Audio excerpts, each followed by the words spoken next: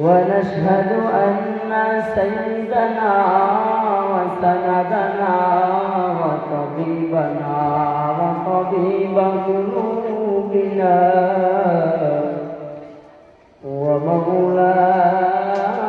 ومولانا محمد الذي أرسله الله تعالى بالحق بشيرا ونذيرا وداعيا إلى الله بإذنه وسراجا منيرا سبحانك لا علم لنا إلا ما علمتنا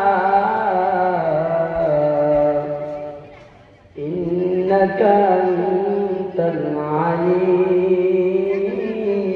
العليم الحكيم رب اشرح لي صدري ويسر لي أمري واحلل عقدة من لساني يفقهوا قولي أما بعد فأعوذ بالله من الشيطان الرجيم بسم الله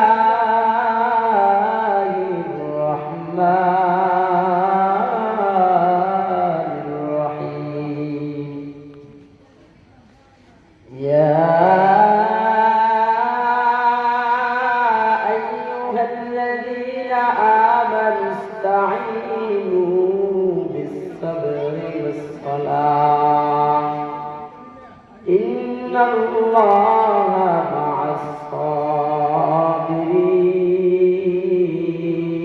الصابرين وقال النبي صلى الله عليه وسلم من يرد الله به خيرا يصب منه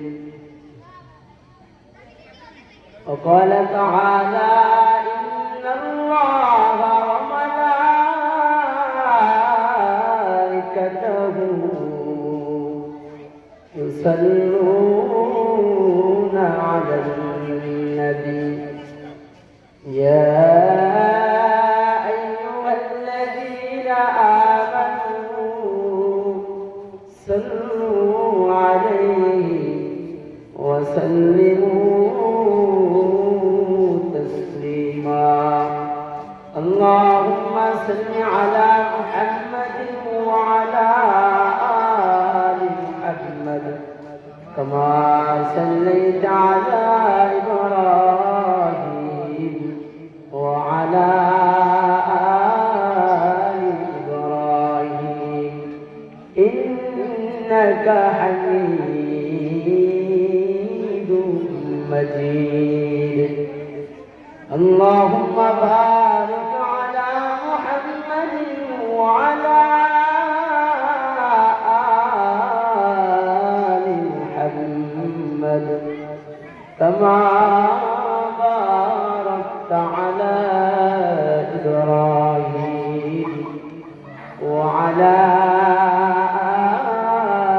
آل إبراهيم إنك حميد مجيد الحمد لمن قدر خيرا وقبلا الحمد لمن قدر خيرا وقبلا والشكر لمن صور حسنا وجمالا والشكر لمن صور حسنا وجمالا لا جد ولا ند ولا حد لمولى لا جد ولا ند ولا حد لمولى الآن كما كان ولم يلق زوالا الآن كما كان ولم يلق زوالا لا إله إلا الله لا إله إلا الله لا إله إلا الله لا إله إلا الله لا إله إلا الله لا إله إلا الله لا إله إلا الله لا إله إلا الله لا إله إلا الله لا إله إلا الله لا إله إلا الله لا إله إلا الله محمد رسول الله صلى الله عليه وسلم الحمد لله আল্লাহ পাকের দরবারে হাজার শুকরিয়া যে রব আমাদেরকে গুরুত্বপূর্ণ এক সময় মাগরিবের নামাজের পরে জান্নাতি মজলিসে বসার আসার সুযোগ করে দিয়েছেন। হাজার হাজার মানুষ এর মধ্যে থেকে যাচাই বাছাই করে আমাদেরকে আসার বসার সুযোগ করে দিলেন। সেই রবের দরবারে শুকরিয়া আদায় করি আলহামদুলিল্লাহ। 3 দিন ব্যাপী মাহফিলের আখির দিনের প্রথম অধিবেশনে আমি আপনাদের সামনে হাজার অসংখ্য আয়াতের মধ্যে থেকে আপনাদের খেয়াল খিদমতের নিয়তে একখানা আয়াত, অসংখ্য হাদিসের মধ্যে থেকে একখানা হাদিসের টুকরো আপনাদের সামনে তেলাওয়াত করেছি। আল্লাহ চাহে তো অল্প সময়ের মধ্যে গুছাইয়া কয়েকটা কথা নিজে সহ সবাই আমল করার খেয়ালে বলবো ইনশাআল্লাহ। ধরুন সহকারে আমরা শুনতে পারবো না ইনশাআল্লাহ। শুরুতেই মজলিসে বসার আগে আমাদের নিয়তকে স্পষ্ট করতে হবে। আমরা জীবনে অনেকবার অনেক হাজার হাজার বয়ান আমরা শুনেছি, কিন্তু আমলে আনতে পারি না। এজন্য আমরা কোনো সমস্যা হইলো আমরা যখন মসজিদে মজলিসে আমরা বসি নিয়তকে স্পষ্ট করে নেব যে আজকের মাহফিল থেকে আমি একটা কথা বলবো, জীবনে আমার আর কোনো বয়ান লাগবে না।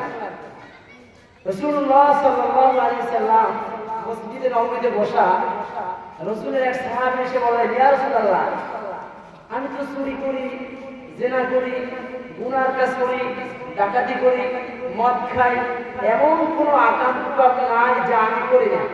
আমার এমন একটা ওষুধ দেন যে ওষুধটা খেলে আমার সব রোগ ভালো হয়ে যায়।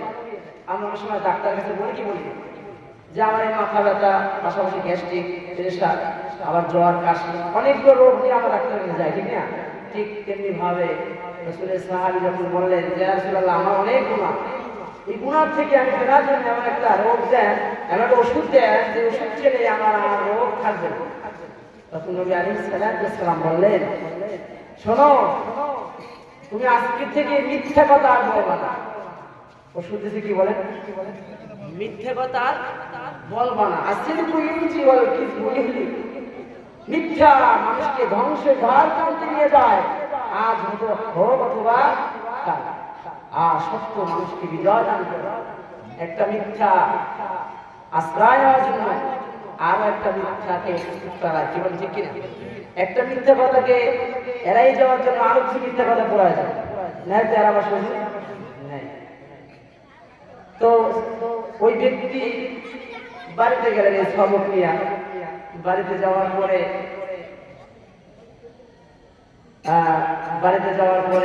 হঠাৎ করে রাত্রে গভীর রাত, চুরির অভ্যাস তো আছে, এখন চুরি করতে যাবে। তো হঠাৎ করে মনে মনে খেয়াল আসছে, আমার রাসূল ওষুধ দিয়েছিলেন, আল্লাহ নবী আমাকে একটা ওষুধ দিয়েছেন যে মিথ্যা কথা বলবা না। তা আমি যদি এখন চুরি করতে যাই তাহলে তো আমার মিথ্যে কথা বলতে হবে, সঙ্গে সঙ্গে ওখান থেকে সে ফিরে আসছে। তাহলে আমি যা বলছিলাম শুরুতে যে আমরা নিয়াতকে খারিজ করে দেব। নবী আলাইহিস সালাম যখন মক্কা থেকে মদিনায় সফর করে হিজরত করে তখন সাহাবায়ে কেরাম থেকে বললেন, ইয়া রাসূল বলেন, এ সাহাবীরা নিয়াতকে স্পষ্ট করে নাও যে তোমরা যদি আমার সাথে মদিনায় যেতে চাও, এই জন্য যে কেউ ধন সম্পদ পাবা, ধন দৌলত পাবা, সুন্দর সুন্দর নারী পাবা, গাড়ি পাবা, বাড়ি পাবা, এই খেয়ালে যদি আমার সাথে তোমরা সফর করো তাহলে ঠিক তোমরা তাই পাবা। আর যদি তোমরা নিয়াত করো যে আমি আল্লাহ এবং আল্লাহ রাসূলকে পাওয়ার জন্য রাসূলের সাথে হিজরত করি, তাহলে ঠিক তোমরা আমাকে পাবা। সুবহান। তো আমি যে জন্য বলতেছি আমি কথাগুলো যে আমরা যখন মজলিসে বসছি আমরা এখান থেকে একটা সবক আজকে নেব। পুরো মাহফিলের মধ্যে একটা সবক নেন, আপনাকে কেউ জিজ্ঞাসাবাদ করবে যে আপনি পুরো মাহফিলের কার্যক্রমগুলো কেন পালন করেন না, কি বলে জিজ্ঞাসা করবে? করবে না। তো আমি একটা কথা এই মাহফিল থেকে হাসিল করবো, এই কাজটা আমার জিন্দেগিতে আর করবো, তাহলে আমি সফল। কি বলেন, আমি কি সফল? যাই হোক, আমি যে আয়াত খেলা তেলাওয়াত করেছি, আল্লাহ পাক বলেন, ইয়া আইয়ুহাল্লাযীনা আমানু ইসতাঈনু বিস-সাবরি ওয়াস-সালাহ। মানুষ আল্লাহ পাক বলতেছেন, হে মুমিনরা, তোমরা যারা ঈমান এনেছো তোমরা নামাজ এবং ধৈর্যের মাধ্যমে আমার কাছে সাহায্য চাও। নামাজ এবং সবরের মাধ্যমে কি চাও? সাহায্য চাও। তো নামাজ এবং সবরের মাধ্যমে, এই ধৈর্যের মাধ্যমে সাহায্য আমাদের দরকার। এখন বিশেষ করে আমাদের সাহায্য দেব, আমাদের সাহায্য চাবো, আমরা তো দুর্বল। সাহায্য নেয় কোন ব্যক্তি? দুর্বল ব্যক্তি। যে সবল সে তো সাহায্য নেয় না। যে ব্যক্তি মাছ চলতে পারে না, লাঠির সাহায্য নেয় বা ছেলে সন্তানের সাহায্য নেয়। এই জন্য আল্লাহ পাক পবিত্র কোরআনের মধ্যে বলেন, ওয়াখুলিকাল ইনসানু যায়ীফা। সুবহানাল্লাহ। মানুষ বড় দুর্বল। কে বলেন? আল্লাহ পাক বলেন, বান্দা আমি তোমাকে সৃষ্টি করেছি বড় দুর্বল করে। বলে কেমন দুর্বল জানো? মানুষের একটা হাতে বানানো বেলেট, হাতে বানানো বেলেট, তার থেকে মানুষ দুর্বল। মানুষ মেধার দিক দিয়া দুর্বল, মানুষ চোখের পাওয়ারের দিক দিয়া দুর্বল, মানুষ চলার দিক দিয়ে দুর্বল, মানুষ হাঁটার দিক দিয়ে দুর্বল, মানুষ মাথার ব্রেনের দিক দিয়া দুর্বল, মানুষ খাবার দিক দিয়া দুর্বল। দেখেন, আমরা যখন দুনিয়া আসছিলাম তখন আমাদের মায়ের পাশে দাদি, নানি, চাচিরা বসা ছিল। সহযোগিতা করা যায় কি? ঠিক না?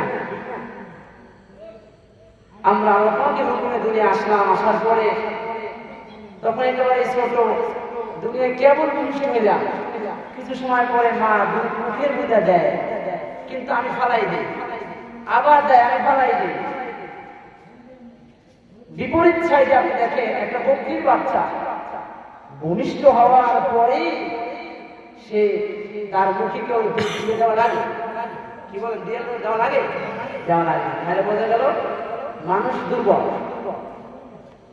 সে বকরির বাচ্চা দুধ না পাইলে ওরানে আবার ধাক্কা দেয়, মাথা দিয়ে জোরে জোরে ডাক মারে, আবার দুধ আসে।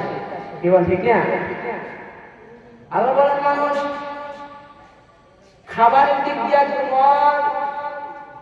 কেমন দুর্বল? চিড়িয়াখানার মধ্যে একটা বাঘ দেখো মানুষ, ওই বাঘটা দৈনন্দিন 17 কেজি বস্তু না দিলে বাঘ ক্ষুধার্ত থাকে। কয় কেজি? 17 কেজি, কম বেশি। দৈনিক 17 কেজি প্রত্যেক বেলায় খাবার না পেলে তার পেটের মধ্যে ক্ষুধা থাকে, ক্ষুধা নিবারণ হয় না। অথচ একটা মানুষ কি পরিমাণ খাইতে পারে? তাই বোঝা গেল মানুষ খাবারের দিক দিয়ে দুর্বল, মানুষ চলার দিক দিয়ে দুর্বল, মানুষ মাথার ব্রেনের দিক দিয়ে দুর্বল। দেখো, একটা মানুষ ঘর বানাইছো, একটা ভূমিকম্প নামক শব্দে তোমার সব কিছু তছনছ করে দিতে পারে। একটা বাতাসে তোমার ঘর করে দিতে পারে। কিন্তু বিপরীত তুমি দেখো একটা চড়ুই পাখি, একটা বাবুই পাখি সব গাছ রেখে তাল গাছের মধ্যে বাসা বানায়। কেন? জানে সব বাতাসে সচরাচর সব গাছ ভেঙে যেতে পারে, কিন্তু তাল গাছ ভাঙবে না। তো সেখানে মানুষ এক ইঞ্জিনিয়ার এসে বিল্ডিং এর মাপ এভাবে সাজায়, আবার আর একজন ইঞ্জিনিয়ার এসে বলে সব ভেঙে ফেলাম, এভাবে হবে। ঠিক আছে? ঠিক। তাহলে মানুষ মাথার দিক থেকেও দুর্বল, মাথার দিক থেকে দুর্বল, ব্রেনের দিক থেকেও দুর্বল, খাবার দিক থেকেও দুর্বল। একটা পাহাড়ের মধ্যে একটা হাতি বসবাস করে। তার মধ্যে রাখছেন দৈনন্দিন 40টা মোটা তাজা হাতি তার খাবার। সুবহানাল্লাহ। কে খাওয়ায়?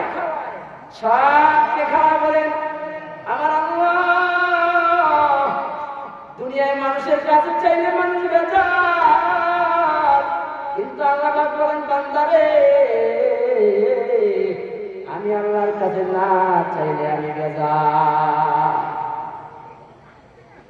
তো মানুষ খাবারের দিক থেকেও দুর্বল, মাথার ব্রেনের দিক থেকেও দুর্বল।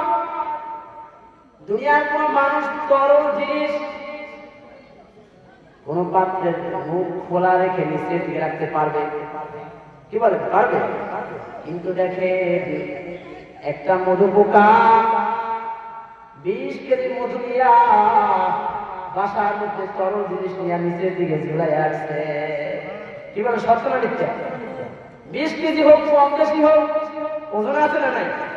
এত ওজন, 10 কেজি মধু, 3 কেজি, 5 কেজি মধু, এতগুলো মধুর ওজন কিভাবে নিচের দিকে মুখ করিয়া ঝুলাই আসলো? এত বড় বুদ্ধি মেধা মাথায় কে দিল? অথচ মানুষ দুনিয়া এত ব্রেনের বাহাদুরি দেখায়, এত জ্ঞানের পাওয়ার দেখায়, এত ক্ষমতার বাহাদুরি দেখায়, একটা মধু পোকার ব্রেনের সাথে কিছুই না। একটা বাংলাদেশের মধু পোকা আর একটা বিদেশি মধু পোকার দেখা হবে একই ওস্তাদের ছাত্র। ঠিক না? ঠিক। অথচ মানুষ কেমন দুর্বল? তো এই জন্য মানুষ দুর্বল। আল্লাহ বলেন অকুলি বলে মানুষ বড়ই দুর্বল। আবার এই আল্লাহ বলেন এই মানুষকে আমি সব থেকে শ্রেষ্ঠত্ব দান করেছি, সব থেকে শ্রেষ্ঠত্ব মর্যাদা দান করেছি। বলা বলে বনি আদম জাতকে আমি এত সম্মানিত করেছি, দুনিয়ার কোন মাখলুককে আমি এত সম্মানিত করি নাই। তো এখন বিষয় হলো আল্লাহ বললেন তোমরা ধৈর্যের মাধ্যমে সাহায্য চাও। ধৈর্য কারা চায় বলেন? দুর্বল।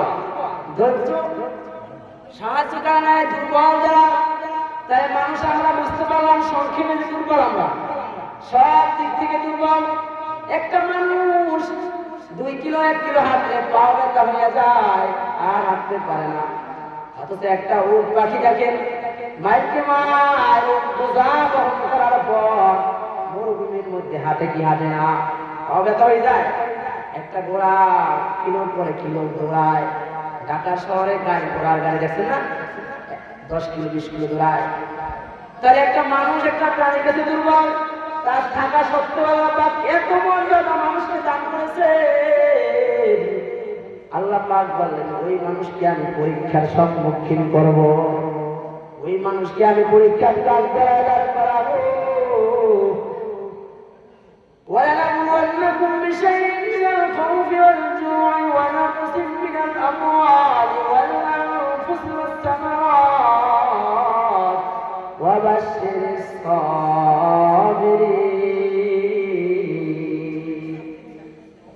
বলে মানুষকে আমি 5 জিনিসের মাধ্যমে পরীক্ষা নেব, আমি পরীক্ষা করবই করব। শুধু বান্দা নবী মুহাম্মদের উম্মত তোমাদের উপরে পরীক্ষা না, এই পরীক্ষা ছিল বাবা আদম থেকে সর্বশেষ নবী মুহাম্মদ রাসূলুল্লাহ সাল্লাল্লাহু আলাইহি ওয়াসাল্লাম পর্যন্ত সব উম্মতের নবীদের উপরে ছিল পরীক্ষা। পরীক্ষা নিয়ে এরপর জান্নাত দেবে। পরীক্ষা যদি পাশ করা হয় তাহলে আল্লাহ পাক কি বলবেন? ইন্নামা ইউওয়াফাস সাবিরুনা আজরাহুম বিগাইরি হিসাব। আল্লাহু আকবার। বিনা হিসাব, কোন হিসাব তার লাগবে, তার জন্য যে পরীক্ষা কি করতে পারবে? পাস করতে পারবে। এখন এই পাঁচটা পরীক্ষা কি? ওয়ালা নাবলুওয়ান্নাকুম, পরীক্ষা আমি করবই করব। বিশাইইন মিনাল আমওয়াল, আমি প্রথমে আমি খোদা আমি ভয়ের মাধ্যমে পরীক্ষা করব। ভয় দিয়ে আমি পরীক্ষা করব। আমি আপনাদেরকে ভয় দিয়ে পরীক্ষা করব, এবং আমি মাল দিয়ে পরীক্ষা করব, সম্পদ দিয়ে আমি পরীক্ষা করব, সম্পদ দিয়ে পরীক্ষা করব, খোদা দিয়ে আমি পরীক্ষা নেব। নবী মুহাম্মদুর রাসূলুল্লাহ যদি খোদার জন্য পেটে পাথর বাঁধতে পারে, ও নবীর উম্মতেরা, খোদার কারণে তোমরা কেন ইবাদত করতে পারবা না? কি ধৈর্য আমি দেখব তোমাদের মধ্যে হাসিল হয়। আমি ধন সম্পদ দিব, আবার ধন সম্পদ আমি ধ্বংস করে দিব। দেখবো আমি আল্লাহর উপর ঈমান আছে মজবুত, আমি আল্লাহকে গালি দাও। আমি আল্লাহ তোমাকে সম্পদ দেব, ফল ফসল দেব, ফসল আদি দিয়া দেব। দেখবো আমি ফসল আদি তোমাদের ধ্বংস করে আবার আমি ফসল আদির উপরে তোমরা মজবুত থাকতে পারো এই পরীক্ষার উপরে, নাকি আমি আল্লাহকে গালি দাও। আছে কি গাই? অনেক মানুষ এই গত রমজানে আগে রমজানে এক লোকে ঢাকায় বিশাল কারখানা পুড়ে গেছে। তো স্ত্রী বলতেছে ফজরের সময় তারাবির নামাজ পড়ে ঘুমাইছে, ভোরবেলা যাই যায় দোকান কিছু নাই, ঈদের আগ মুহূর্তে। স্ত্রী বলতেছে আল্লাহ কি আমাকেই দেখে, আর কিছু দেখে না? অনেক সময় আগে শুনেছি ছোটকালে মানুষের দান পুড়ে যাইত, ঠিক না? পুড়ে যাইত সব পুরাই পুরাই। হ্যাঁ, এই মুহূর্তে আপনার ঈমান কোন হালতে আছে, বিশ্বাস পরীক্ষা কোন অবস্থায় আপনি পাস করবেন, ঈমান মজবুত লাগবে। আল্লাহ পাক যা করে আমার জন্য ভালোই করে। আল্লাহ পাক আল্লাহ নবী বলে আমাদের জন্য যাহা কিছু করে আল্লাহ পাক কি করে? ভালো করে। শুধু এই পরীক্ষা তোমাদের নয়, হযরত আইয়ুব আলাইহিস সালামের পরীক্ষা দিয়েছে, হযরত ইউনূস আলাইহিস সালামের পরীক্ষা দিয়েছে, হযরত জাকারিয়া আলাইহিস সালামের পরীক্ষা দিয়েছে, হযরত ইব্রাহিম মনে বড় আশা 40 বছর বয়সের সময় একটা ছেলে হয়েছে, নাম রাখছে ইসমাঈল। এত দীর্ঘদিনের স্বপ্ন, দীর্ঘদিনের আশা তামান্নার পরে একটা সন্তান পাইছে, কি খুশি। শয়তান কয় আল্লাহ তোমার খলিলুল্লাহ তোমার মুহাব্বত ভুলিয়া ছেলের মুহাব্বত অন্তরে বসায় আছে। আল্লাহ কয় না না, আমার খলিলুল্লাহ আমাকে ভুলতে পারে না সন্তান পাইয়া। তাহলে দেখো হঠাৎ করে স্বপ্ন দেখে তোমার প্রিয় বস্তুকে তুমি কুরবানি করে দাও। এখানে মুফাসসিরে কেরাম বলেন যদি প্রথমবার ইসমাঈলকে কুরবানি দেওয়ার জন্য নিয়ে যাইতেন, কিন্তু স্বপ্নের মধ্যে প্রথমবার ইসমাঈলকে কুরবানি দেওয়ার জন্য বলে নাই, কি বলছে? প্রথমবার কুরবানি দিয়েছে। তাহলে এখানে বোঝা গেল একটা তাফসীর হলো সে তার ছেলেকে আল্লাহকে মুহাব্বত ধরে রেখে ছেলের মুহাব্বত অন্তরে বসায় নাই। আর আমাদের অবস্থা কেমন হইতো? দীর্ঘদিন পরে একটা ছেলে হয়েছে, ছেলে মেয়ে নাই, আর খুশি, নামাজ নাই, রোজা নাই, সব শেষ, দিন নাই, আল্লাহ নাই, খোদা নাই, সব শেষ। ওই খুশিতে বাড়ি বিশাল অনুষ্ঠান, ঢোল বাজাইয়া গান বাজাইয়া বিশাল অনুষ্ঠান, আনন্দ ফুর্তি, কে দেখে? অথচ টাকা নাই, ঋণ করে হইলেও বিয়ে গান গান বাজায়, বক্স বানানে বিয়ে দেখা দিয়ে টাকা পকেটে নাই, খাওয়া করে আনে। এই জন্য এইসব বিয়ে ভাগ্যে বেশি, ঠিক না? এইসব বিয়ে এই জন্য তালাক বেশি হয়। আর এক জায়গায় চলে যায় সমস্যাটা, এই জায়গায় প্রথমেই বরকতকে হাই হয়, আল্লাহ রহমাতকে দূর করে দিয়েছে। আল্লাহ দিয়েছি তো, কিন্তু সে রাখে নাই। এজন্য সময় একেবারে সংক্ষেপ। আমি আপনাদের এলাকার মেহমান, আপনারা সবাই আমার পরিচয় জানেন। আমি খুবই আনন্দিত যে একটা এলাকার মধ্যে আপনারা এত দীর্ঘ বছরে 56 বছরে মাহফিল পরিচালনা করছেন, যা আমাদের বয়স হয়নি। আল্লাহ আমাকে এই মাহফিলকে কেমন পর্যন্ত কবুল করুন, বলেন আমিন। এই মাহফিলের জন্য আমরা সকলে মন প্রাণ দিয়ে সবাই যদি চেষ্টা করি তাহলে এই মাহফিল সফল হওয়া সম্ভব। আর যদি কেউ একা চেষ্টা করে তাহলে সফল হওয়া সম্ভব না।